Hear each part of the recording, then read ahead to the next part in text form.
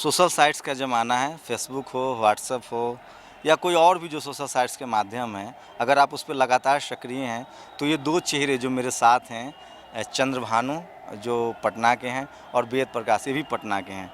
इन दोनों के चेहरे से आप पूरी तरह से अवगत होंगे, इनकी लेखनी को, इनकी बातों को, इनकी विचारों को आप लगातार पढ़ते होंगे और ये मेरे साथ हैं। हम लोग अभी लखनऊ में हैं और मुझे ये मौका मिला है कि हम इन दोनों से बात करें कि जो सोशल साइट्स है उसको किस तरह से ये लोग टूल की तरह इस्तेमाल करते हैं, किस तरह से अपनी बातों को रखते हैं। उसके कई दूसरे पहलू भी हैं जिससे आप सहमत हो सकते हैं, असहमत हो सकते हैं। लेकिन आज सोशल साइट्स ने हर उस आदमी को पत्रकार बना दिया है, एक लेखक बना दिया है और एक मैं तो कहूँगा कि सब जॉर्ज बर्नार्ड शॉ की तरह एक विचारक बन गए हैं जो अपनी बातों को रखते हैं। वेद, आपसे बात की शुरुआत करें तो फेसबुक पे जब आप आएँ तो आप खुद पत्रकारिता के छात्र रहे हैं, आपने पत्रकारिता की है, तो फेसबुक पे से कैसे जुड़ाव हुआ और क्यों लगा कि फेसबुक के माध्यम से लाखों हज़ारों लोगों तक पहुंचा जा सकता है? देखिए, मैं 5.5 साल सरकारी स्कूल में टीचर की नौकरी किया था। उसके बाद हमें लगा था कि ये काम तो जो मैं कर रहा हूँ उसमें लाखों लोग कर रहे हैं। इसमें हम एक स्कूल में कुछ बच्चों जो आते हैं उसके लिए जो पढ़ाएँगे, हम नहीं पढ़ाएँगे तो हमारे बदले कोई आएँगे, ये काम कर जाएँगे। लेकिन मीडिया के क्षेत्र में हमारे समाज के लोग नहीं हैं, इसलिए 5.5 साल मैं सरकारी स्कूल में नौकरी करके उसको छोड़ के मैं मीडिया की पढ़ाई किया और फिर इसके लिए दिल्ली में आईएमसी में पढ़ा और मीडिया में भी काम किया। लेकिन मैं वहाँ संतुष्ट नहीं हुआ क्योंकि वहाँ पे वही काम होते हैं जो वो चाहते हैं, एडिटर चाहते हैं। आप अब उनकी नीति अपनी नीति है जो आप सब जानते ही हैं। आप खुल के कुछ कर नहीं सकते, अपने समाज के लिए कुछ कर नहीं सकते। यानी जिस चीज़ के लिए मैं वो नौकरी छोड़ी थी हमने, वो काम मैं नहीं कर रहा था मेन स्ट्रीम मीडिया में आके। तो आप बेसिकली मीडिया क्रिटिक्स भी हैं, सोशल अवेयरनेस पर जो घटनाएं समाज में हो रही होती है उस पर भी आप लिखते हैं। तो एक इंटरनल सेटिस्फैक्शन तो है, लेकिन आपको किस तरह का इम्पैक्ट दिख रहा है सोशल साइट्स का? किस तरह के बदलाव महसूस कर रहे हैं और क्या लग रहा है कि आने वाले समय में सोशल साइट्स जो है वो सबसे बड़ा टूल होगा पत्रकारिता का, संप्रेषण का, मैसेज डिलीवर का? सोशल मीडिया की वजह से ही हम बिहार से आज यहाँ पे लखनऊ में आए और अपनी बात को लोगों के बीच रखे। तो सोशल मीडिया के माध्यम से लोग लखनऊ पटना के ही लोग नहीं मिल रहे हैं आपस में एक दूसरे से।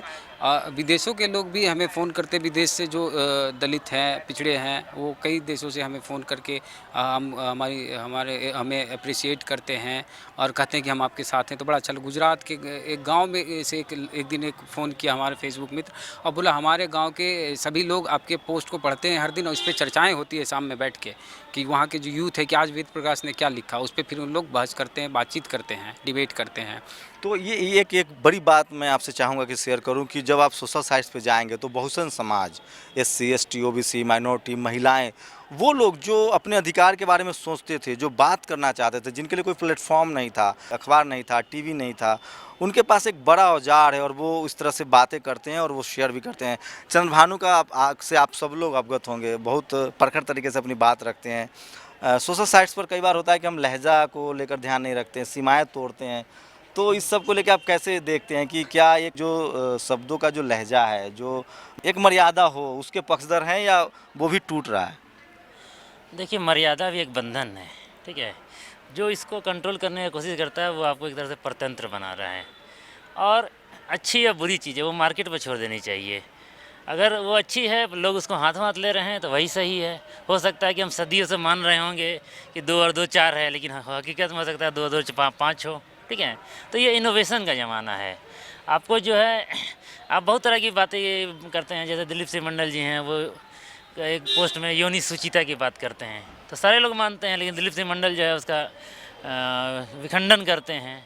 तो बहुत सारी सुचिताएँ जो हैं वो मेरे विचार से एक पुरानी गुलामी है, वो बंधन है और आदमी को तोड़ना चाहिए। और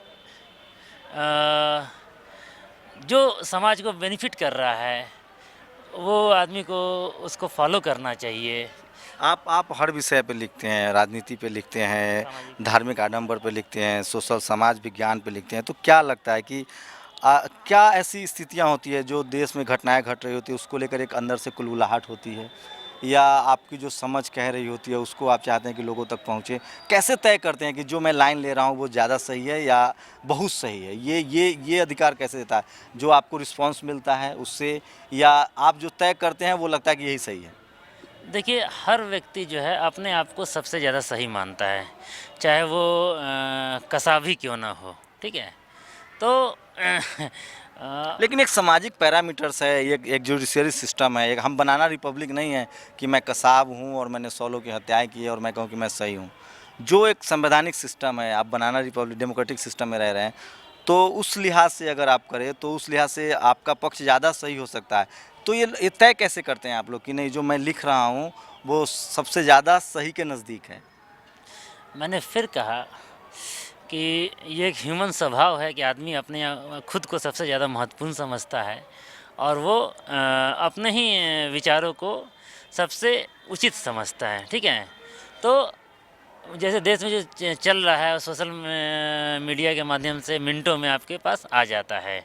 उसके बाद आप अपने बुद्धि विवेक से और जितनी भी आपकी ब्रेन है उस सहायता से जो आपको लगता है, ठीक है ना, ये आपके अनुभव पर डिपेंड करता है, ये आपके परवरिश पर डिपेंड करता है, ठीक है, जो आपके मस्तिष्क में आता है तो आप जो है उसका अपने ढंग से जो है अपना पक्ष इस पर रखते हैं।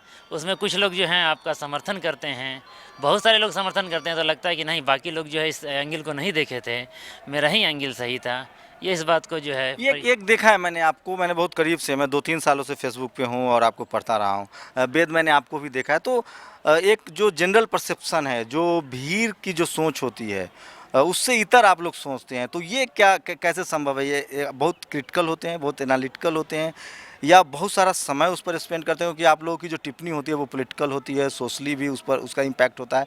तो ये एक तय तो करते होंगे ना, कोई पैरामीटर्स तो बनाते होंगे ना कि भाई मैं जो लिख रहा हूँ उसके प्रति मैं अकाउंटेबल हूँ?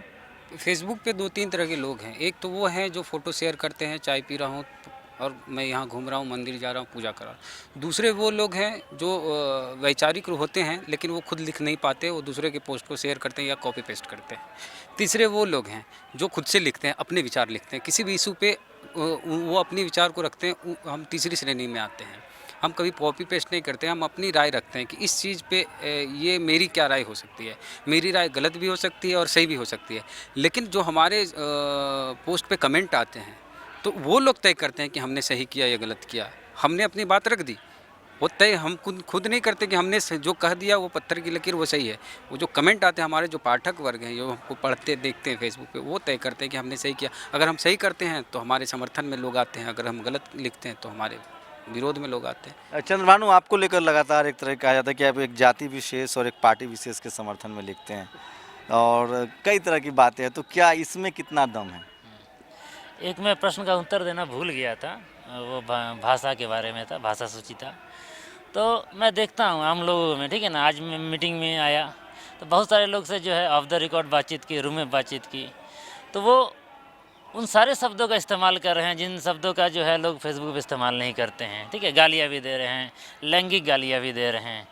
तो मुझे ये लगता है कि जो लोग बातचीत में जो है जो शब्द इस्तेमाल कर रहे हैं, अगर वो लेखन में इस्तेमाल नहीं करें तो ये उनकी दोहरापंथी है, ठीक है। और बल्कि तो मैं अपने आप को सही मानता हूँ कि भाई मैं जो समाज में चल रहा है भाषा, उसको मैं जो कहते हूँ फेसबुक उतार देता हूँ। मेरे अंदर दोहरापंथी नहीं है।